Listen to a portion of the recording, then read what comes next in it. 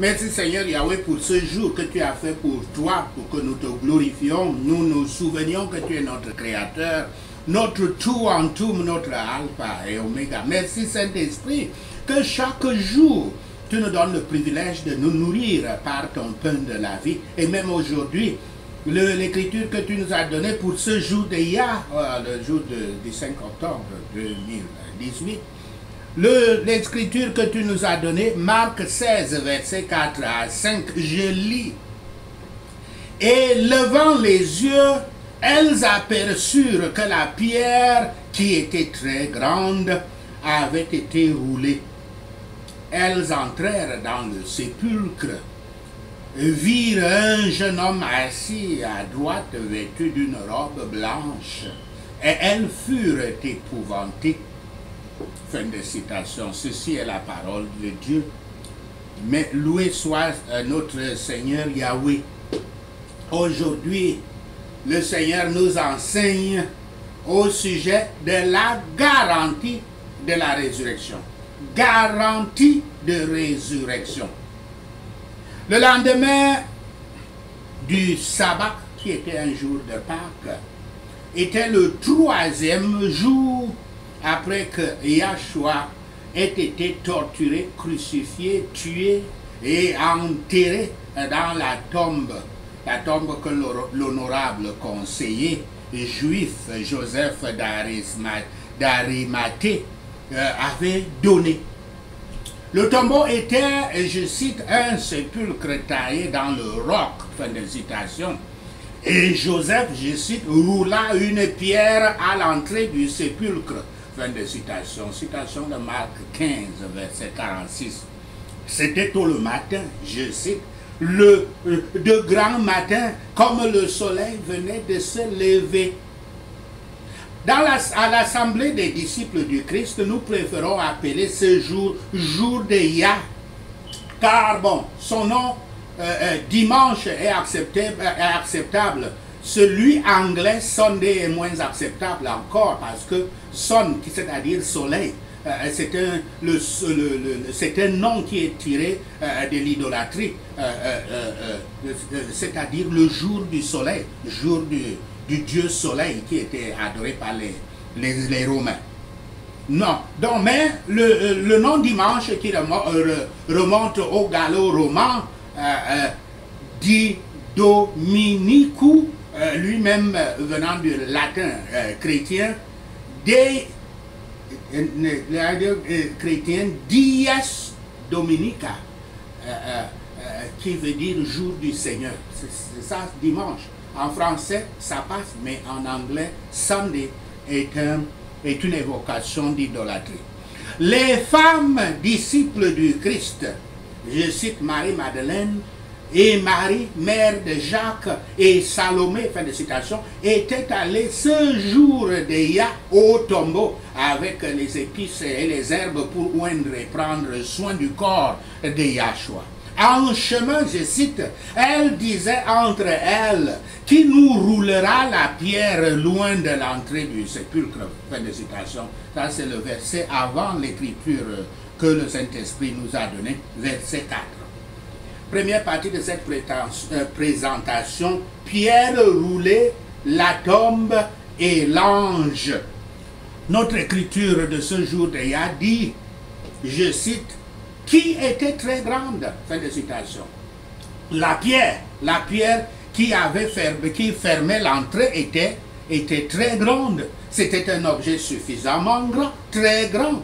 Ces femmes étaient si attentionnées, si soucieuses. Comment elles devaient s'en prendre avec elle? Elle était tellement grande qu'elles ne pouvaient pas penser qu'elles étaient capables de le faire elles-mêmes. Nous savons par les Écritures que Christ est, et je cite, la pierre que les constructeurs ont refusée et est devenue la pierre angulaire du coin, fin de citation. Citation de Matthieu 118, verset 22. S'adressant à une foule juive après la Pentecôte, l'apôtre Pierre avait déclaré, je cite, « La pierre rejetée par vous qui bâtissez et qui est devenue la pierre de l'angle. Fin de citation, citation de Acte 4, verset 11. Car Yahshua lui-même avait dit, je cite, « N'avez-vous jamais lu dans les Écritures, la pierre qu'ont rejetée ceux qui bâtissaient est devenue la principale de l'angle. C'est du Seigneur que cela est venu et c'est un prodige à nos yeux. » Fin de citation, citation de Matthieu 21, verset 42. Le corps tué du même Christ était enterré dans un roc, une pierre, et une grosse pierre taillée était roulée sur son embouchure, sur sa bouche, la bouche d'entrée de la tombe. Car le Christ est le temple de Yahweh en étant la pierre angulaire. Yahshua répondit aux Juifs qui lui demandaient un jour le signe du ciel qu'il était le Messie, pour leur prouver qu'il était le Messie, et il avait dit, je cite, « Détruisez ce temple, et dans 3 jours je le relèverai. » Fin de citation. Citation de Jean 2, verset 19. Comme les Juifs et les Romains ont tué Yahshua, ils ont détruit la pierre angulaire du temple de Yahweh. Et comme accomplissement de sa prophétie, nous sommes ici le 3e jour depuis que le temple de Dieu vivant était détruit, c'est-à-dire dire Christ tué. Et l'écriture du jour dit, élevant les yeux, elles aperçurent que la pierre qui était très grande avait été roulée. Fin de citation. Quand les 3 femmes jetèrent les yeux vers le sépulcre, même au niveau de la hauteur sur laquelle reposait la pierre de la tombe, elles pouvaient voir qu'elle n'était pas à sa place, mais avait changé de position. En l'atteignant, elles trouvent que leur difficulté a disparu. La pierre est déjà roulée par une main invisible. L'embouchure de la bouche de la tombe est grandement ouverte. Et n'y a-t-il pas parmi nous qui, en avançant dans le devoir, face à des difficultés épouvantables, trouve sa pierre aussi roulée? Très souvent, nous ne faisons pas attention aux miracles que Dieu a fait dans notre vie de chrétien, parce que nous sommes distraits par le monde. Et l'Écriture dit, elles entrèrent dans le sépulcre, et virent un jeune homme. Fin de citation.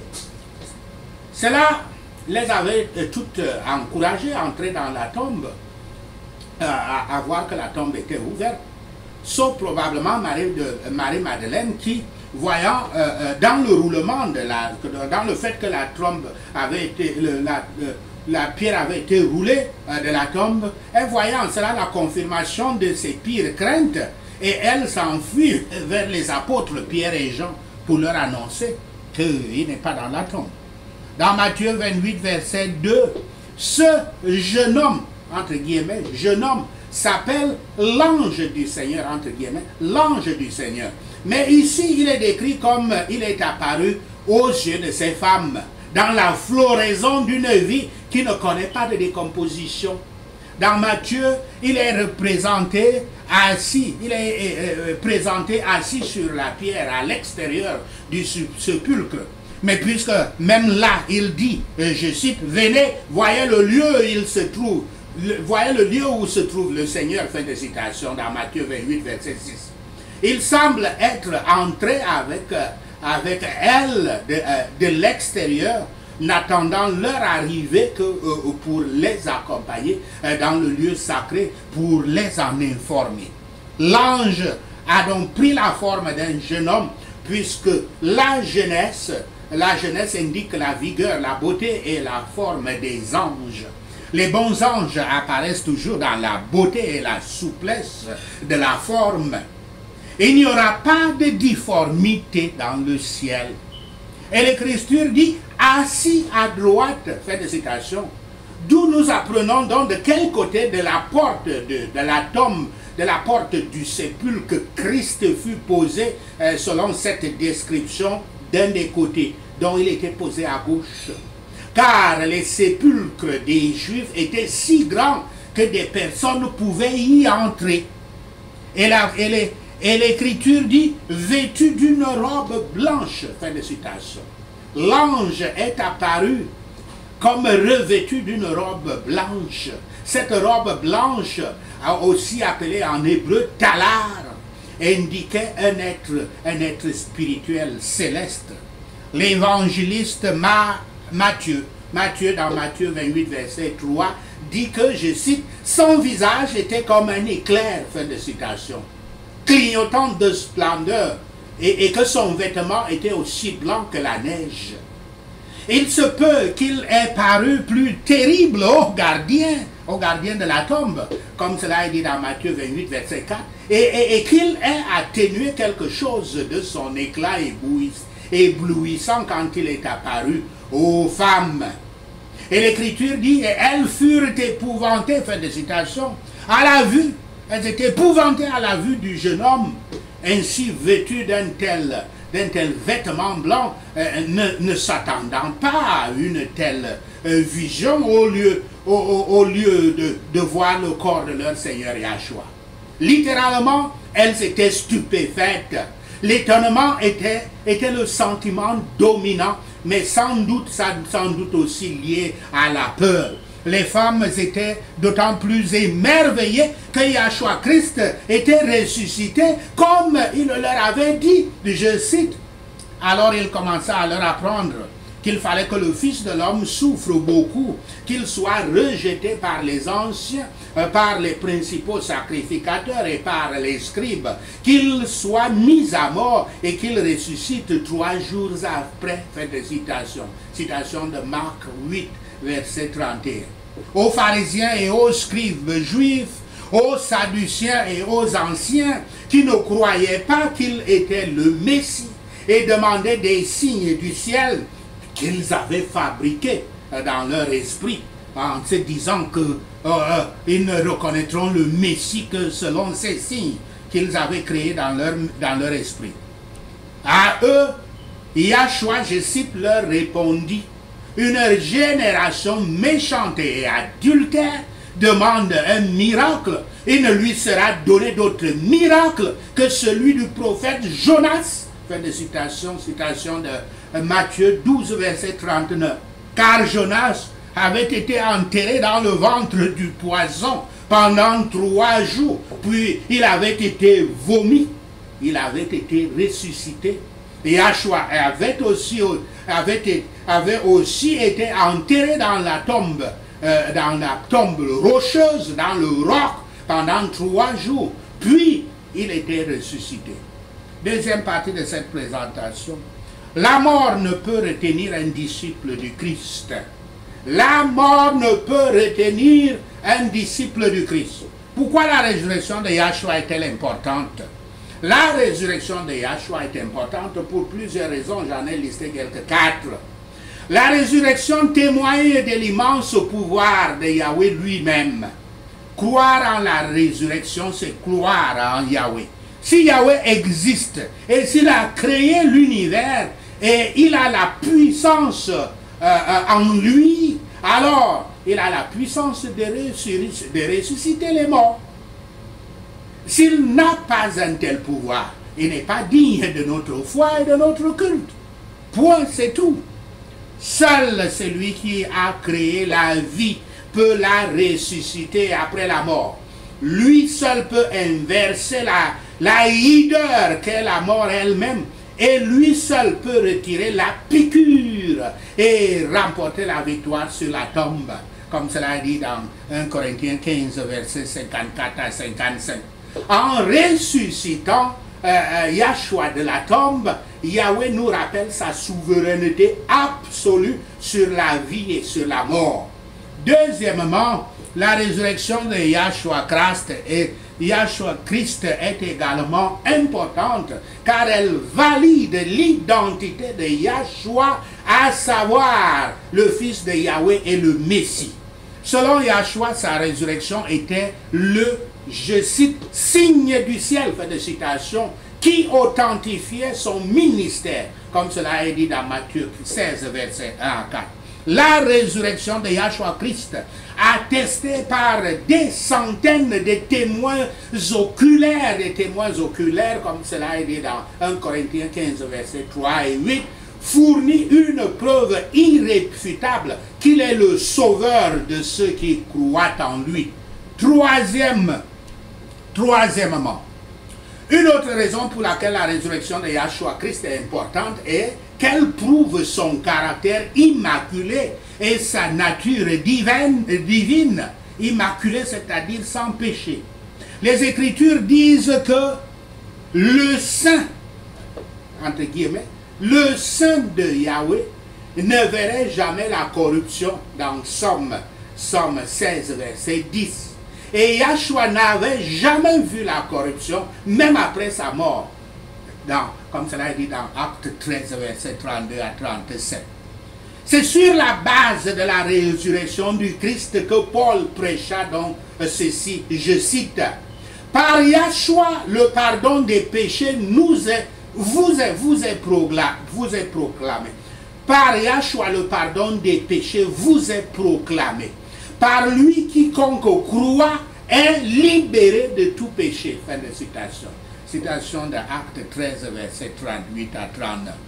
Quatrièmement, la résurrection de Yahshua Christ n'est pas seulement la validation suprême de sa divinité, elle valide également les prophéties de l'Ancien Testament qui prédisaient la souffrance et la résurrection du Messie, comme cela est dit dans Acte 17, verset 3 à 2. La résurrection du Christ a également authentifié ses propres affirmations selon lesquelles il serait ressuscité le troisième jour, comme cela est dit dans Marc 8, verset 31, 9, verset 31, 10, verset 34. Si Yahshua Christ n'est pas ressuscité, alors nous n'avons aucun espoir que nous le serions non plus. En fait, en dehors de la résurrection du Christ, nous n'avons aucun sauveur, aucun salut et aucun espoir de vie éternelle. Comme Paul l'avait dit, notre foi serait, entre guillemets, inutile. L'évangile serait totalement impuissant et nos péchés resteraient impardonnables, comme il le disait dans 1 Corinthiens 15, versets 14 à 19. Yahshua a dit, je cite, « Je suis la résurrection et la vie », fin de citation, citant Jean 11, verset 27. Et dans cette déclaration, il réclamait être la source des deux, résurrection et vie. Il n'y a pas de résurrection, pas de vie éternelle en dehors de Yahshua Christ. Yahshua fait plus que donner la vie. Il est la vie éternelle. Et c'est pourquoi la mort n'a aucun pouvoir sur lui. Yahshua confère sa vie à ceux qui ont confiance en lui, afin que nous puissions partager son triomphe sur la mort, comme cela est dit dans 1 Jean 5, versets 11 à 12. Nous qui croyons en Yahshua Christ, expérimentons personnellement la résurrection, parce que, ayant la vie que Christ donne, nous avons vaincu la mort. Il est impossible que la mort gagne sur nous, croyants, chrétiens, disciples du Christ, comme cela est dit dans 1 Corinthiens 15, verset 53, verset 52, de 53 à 57. Yahshua est, je cite, les prémices de ceux qui se sont endormis, fin de citation. Citation de 1 Corinthiens 15, verset 20. En d'autres termes, Yahshua a ouvert la voie de la vie après la mort. La résurrection de Yahshua Christ est importante en tant que témoignage de la résurrection des êtres humains, qui est un principe fondamental de la foi chrétienne. Contrairement aux autres religions, le christianisme possède un fondateur qui transcende la mort et promet que ses disciples feront de même. toute autre religion était fondée, ou bien sont fondées par des hommes ou des prophètes dont la fin est dans la tombe. La fin était dans la tombe. Tous les prophètes, et ils sont finis dans une tombe quelque part. Mais, même si on connaît la tombe du Christ, il n'y a jamais, son corps n'a jamais été plus retrouvé puisqu'il était monté devant ses propres disciples, et apôtres et disciples. Il était monté avec tout son corps au ciel. En tant que chrétien, nous savons que Yahshua s'est incarné. Yahweh, le Père, Dieu, Yahweh s'est incarné en homme, est mort pour nos péchés et a été ressuscité le 3e jour. La tombe ne pouvait pas retenir Yahshua Christ. Il vit et il est assis aujourd'hui à la droite du Père Yahweh dans le ciel, comme cela est dit dans Hébreux 10, verset 12. La parole de Dieu garantit la résurrection du croyant à la venue de Yahshua Christ pour son Église lors de l'enlèvement. Une telle assurance se traduit par un grand chant de triomphe, comme l'écrit Paul dans 1 Corinthiens 15, verset 15. Je cite: « Ô mort, où est ta victoire? Ô mort, où est ton aiguillon ?» Fin de citation. Il citait aussi Osée 13, verset 14. L'importance de la résurrection du Christ est un impact sur notre service du Seigneur maintenant. Paul termine son discours sur la résurrection par ces paroles, je cite: « Ainsi, frères bien-aimés, soyez fermes, inébranlables, travaillant de mieux en mieux à l'œuvre du Seigneur, sachant que votre travail ne sera pas vain dans le Seigneur. » Fin de citation. Citation de 1 Corinthiens 15, verset 58. Parce que nous savons que nous serons ressuscités pour une nouvelle vie, nous pouvons supporter la persécution et le danger pour l'amour du Christ, tout comme notre Seigneur l'a fait. À cause de la résurrection de Yahshua Christ, des milliers de martyrs chrétiens du 1er au 4e siècle, à travers l'histoire aussi, ont volontairement échangé leur vie terrestre contre la vie éternelle et la promesse de la résurrection. La résurrection est la victoire triomphante et glorieuse pour chaque croyant, pour chaque chrétien, pour chaque disciple du Christ. Yahshua Christ est mort, a été enterré et s'est levé, a ressuscité le 3e jour, selon les Écritures, dans 1 Corinthiens 15, verset 3 à 4. Et il reviendra. Les morts en Christ seront ressuscités et ceux qui vivront à sa venue seront changés et recevront de nouveaux corps glorifiés, comme cela est dit dans 1 Thessaloniciens 4, versets 13 à 18. Pourquoi la résurrection de Yahshua Christ est-elle importante? Répondons donc brièvement maintenant. Elle prouve qui est Yahshua. Et elle prouve que Yahshua il est vivant. Elle prouve, elle démontre que Yahshua a accepté le sacrifice. Elle démontre que Yahweh le Père a accepté le sacrifice de Yahshua au nom de ses disciples. Elle montre que Yahweh a le pouvoir de nous ressusciter les morts. Elle garantit que les corps de ceux qui croient en Christ ne resteront pas morts, mais seront ressuscités pour la vie éternelle. Pour être parmi de tels croyants en Christ, vous devez être comme Christ, avoir Christ en vous et vous en Christ. Vous devez toujours rendre toutes les pensées et toutes les imaginations de votre esprit obéissantes au Christ. Votre totale obéissance au Christ, qui est la parole de Dieu, votre totale obéissance au Christ est ce qui vous approuvera et vous justifiera pour la résurrection et la vie éternelle. Sachez ceci et le Seigneur Yahweh vous bénira. Prenons ces points de prière. Prions pour la résurrection.